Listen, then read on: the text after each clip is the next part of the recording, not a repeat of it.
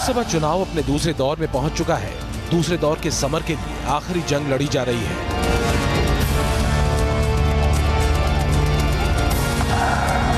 बढ़ती चुनावी तपिश के बीच माहौल भी तीखा हो रहा है।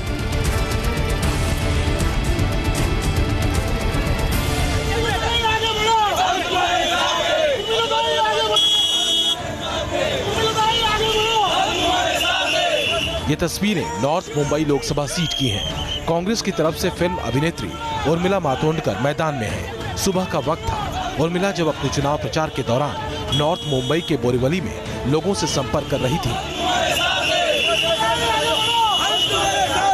उसी वक्त कुछ बीजेपी समर्थकों ने मोदी मोदी के नारे लगा दिए, जिससे माहौल गर्म हो गया।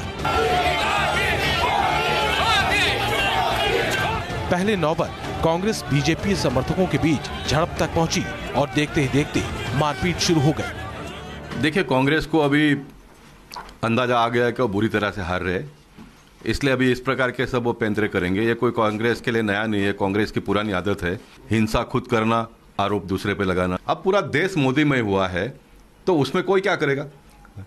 जनता को भी जैसे कांग्रेस पार्टी को अधिकार है प्रचार करने का, भारतीय जनता पार्टी को अधिकार है प्रचार करने का, वैसे देश के जनता को भी अधिकार है प्रचार करने का। नॉर्थ मुंबई सीट पर मुकाबला कितना तीखा और आक्रामक है, ये तस्वीरें इसकी बानगी हैं। तो आज बात कर रहे हैं इसी नॉर्थ मुंबई लोकसभा सीट की। क्या कहता है नॉर्थ मुंबई सीट का वोटर? क्या है यहाँ का सियासी समीकरण?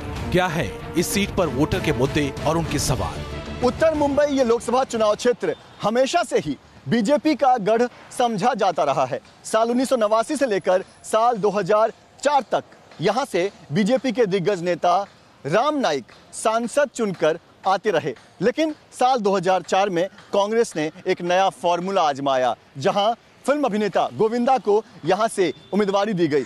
गोविंदा यहां से जीत गए और कांग्रेस का यहां पर झंडा लहराया। साल 2009 में एक बार फिर से कांग्रेस को ही यहां से जीत मिली और कांग्रेस नेता संजय निरुपम यहां से सांसद बने। लेकिन साल 2014 यानी कि मोदी लहर में यहां एक बार फिर से बीजेपी ने अपना परचम लहराया। बीजेपी नेता गोपाल शेट्टी यहां से सांसद बने।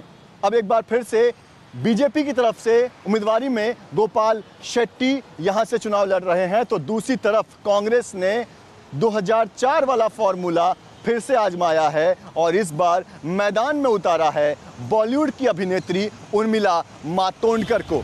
सियासी नजरिए से महाराष्ट्र का रण बीजेपी कांग्रेस के साथ ही यहाँ की रीजनल पार्टियों के लिए बेहद अहम है। 2014 का गणित ये है कि बीजेपी, शिवसेना और शेतकारी संगठन मिलकर लड़े थे, जिसमें इनको 42 सीटें मिली थी। कांग्रेस और एनसीपी गठबंधन को सिर्फ 6 सीटें मिली थी। लेकिन क्या बीजेपी 2014 वाला कारनामा एक बार फिर महाराष्ट्र में दोहरा पाएगी? क्या मराठा इस बार तारीख को दोहराएंगे या फिर इस बार महाराष्ट्र के वोटर के दिल में कुछ और है?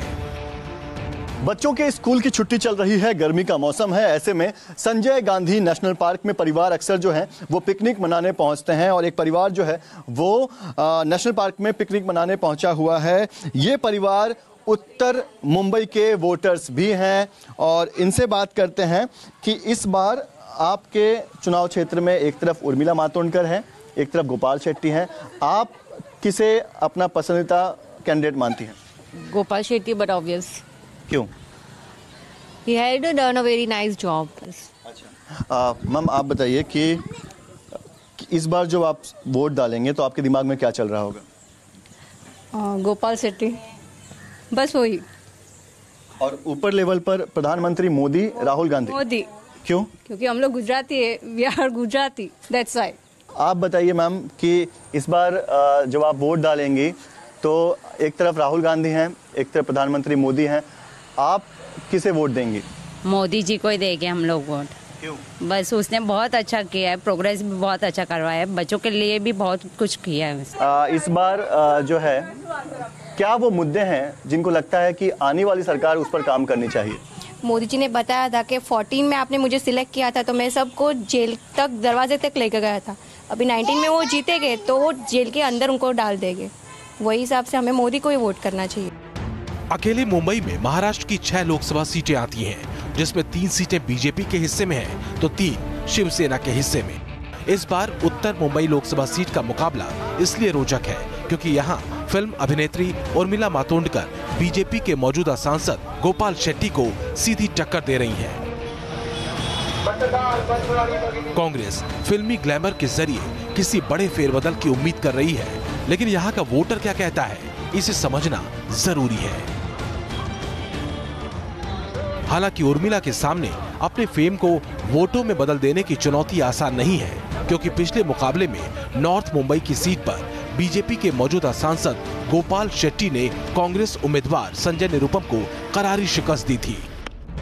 गोपाल शेट्टी को जहां 6,64,004 वोट मिले थे, तो वहीं तत्कालीन सांसद संजय निरुपम को महज 2,17,422 वोट मिले थे। कांग्रेस की तरफ से उर्मिला को उत्तर मुंबई की जंग में उतारने के पीछे एक बड़ी वजह है उनका एक मराठा चेहरा होना।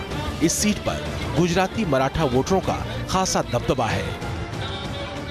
आपकी पार्टी का आरोप रहता है कि जो गोपाल शेट्टी है वो सिर्फ गुजराती वोटर्स पर फोकस कर रहे हैं। उनका आरोप है कि आपको इसलिए उतारा गया है क्योंकि इस लोकसभा क्षेत्र में जो है मराठी वोटर्स बहुत ज्यादा हैं। आप क्या कहेंगे? ये देखिए, मैं पहले दिन से कह रही हूँ, समाज का किसी भी तरह का विभागीकरण करना ये कांग्रेस की कभी भी नीति नहीं रही है। ये नीति सिर्फ उत्तर मुंबई नहीं, मुंबई नहीं, इस पूरे देश में सिर्फ भाजपा की रही है और डंके के चोट पे रही है। गुजराती मराठा वोटरों की कुल तादाद करीब 60% है, जबकि 40% का एक बड़ा हिस्सा उत्तर भारतीयों और मुस्लिमों का है। कांग्रेस को उम्मीद है कि उर्मिला के मराठा चेहरे का जादू अगर चला तो मुस्लिम वोट बैंक का स्विंग उसके लिए जीत आसान कर सकता है। लेकिन इस सियासी गणित से इतर ये भी दीगर है कि मौजूदा सांसद के कामकाज ने और केंद्र की मोदी सरकार ने यहाँ के बाशिंदों को कितना संतुष्ट किया है। तो कुछ ऐसे ही सवालों को लिए नॉर्थ मुंबई की सीट पर वोटर के मन और मिजाज को समझते हम आगे बढ़े। सवाल सीधा था, इस बार वोटर पुकार के कहता क्या है।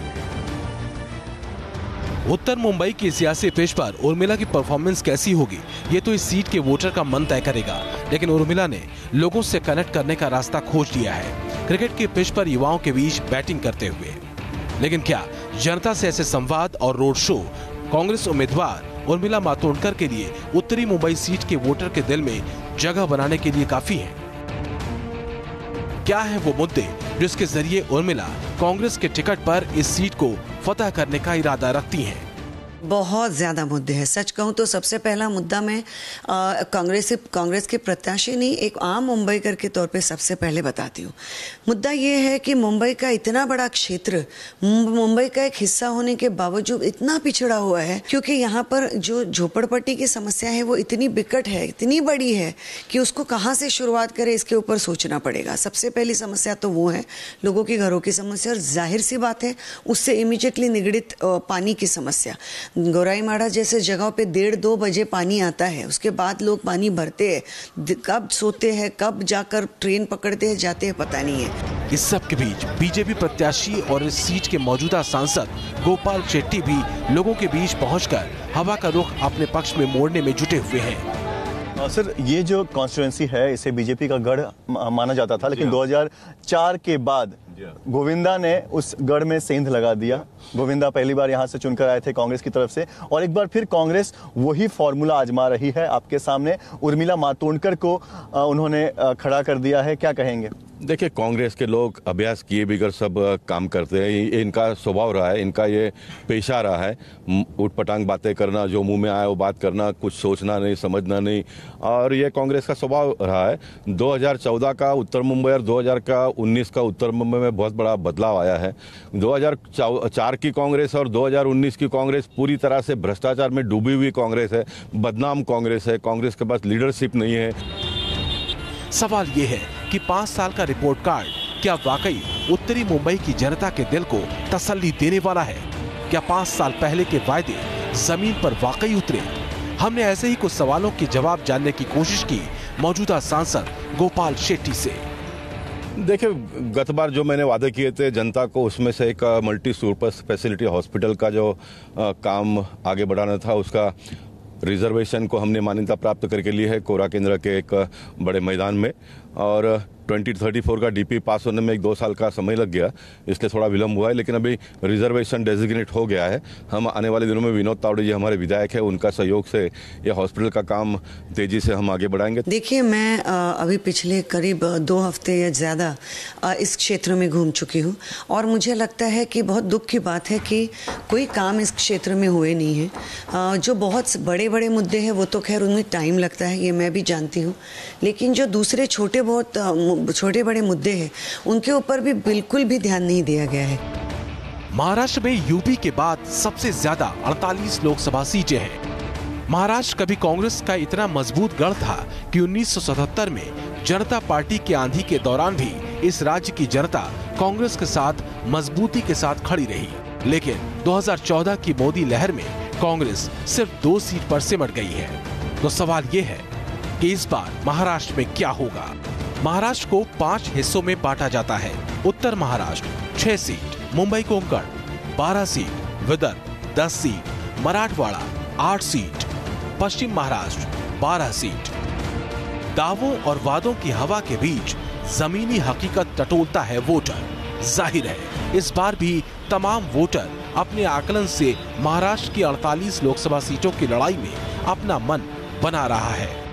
इस चुनाव में पकौड़े को लेकर भी खूब राजनीति हुई। पकौड़ा तो नहीं, लेकिन मुंबई का मशहूर जो वड़ा पाव है उसके एक टपरी पर हम मौजूद हैं और यहाँ पर जो लोग हैं उनसे समझने की कोशिश करते हैं कि इस चुनाव में उनके मुद्दे क्या होंगे। और यहाँ पर खास तौर पर जो 2 कैंडिडेट हैं, एक बीजेपी से गोपाल शेट्टी और कांग्रेस से उर्मिला मातोंडकर, उनके बीच जो टक्कर है वो कितनी ज़्यादा भीषण होगी।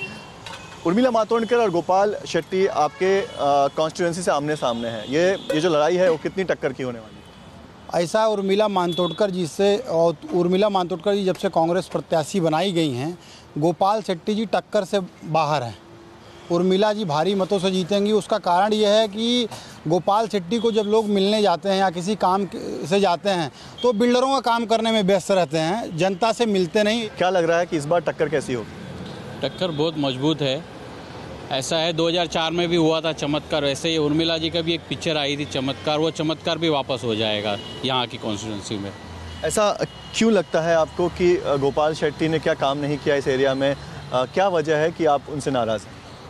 नाराज़गी की वजह ऐसा है, उन्होंने काम सिर्फ बड़े लोगों का किया है। जो ग्राउंड पे जहाँ कहीं जाएंगे, आप स्लम में जाइए या कहीं सोसाइटी में जाइए तो लोग आपको दिखा देंगे क्या उन्होंने काम किया है। पब्लिक की, आम पब्लिक का काम नहीं हुआ है, बड़े लोगों का काम हो चुका है। भाई साहब, आप बताइए कि कांग्रेस पार्टी जो है वोट क्या बीजेपी को यहाँ पर टक्कर देगी इस बार? इस बार तो मेरे को उम्मीद है उर्मिला जी जीत के आएंगे, क्योंकि गोपाल शेट्टी साहब ने जीत के आया। कोई जगह काम ऐसे पेंडिंग पड़ा हुआ है, बहुत लोगों ने बोला ऐसा, क्योंकि इस बार तो टप में लड़ रहे कांग्रेस और बीजेपी। मेरे को लगता है कि उर्मिला जी जीत के आएंगे। सियासी तूफान के बीच माया नगरी और मायावी हो जाती है। नॉर्थ मुंबई लोकसभा सीट पर वोटर को जो कहना है वो 18 अप्रैल को कहेगा अपना वोट देकर, लेकिन उससे पहले तेज रफ्तार मुंबई में राजनीति की रफ्तार सबसे तेज है। वैसे तो उत्तर मुंबई में लोगों की कई सारी समस्याएं हैं, लेकिन एक समस्या जिससे लोग हर रोज 2-4 होते हैं वो है सड़कों की ट्रैफिक। मुंबई का वेस्टर्न एक्सप्रेस हाईवे जो कि उत्तर मुंबई को दक्षिण मुंबई से जोड़ता है, यहाँ पर पीक आवर्स के दौरान जो ट्रैफिक होती है उससे उत्तर मुंबई के लोग बेहाल रहते हैं।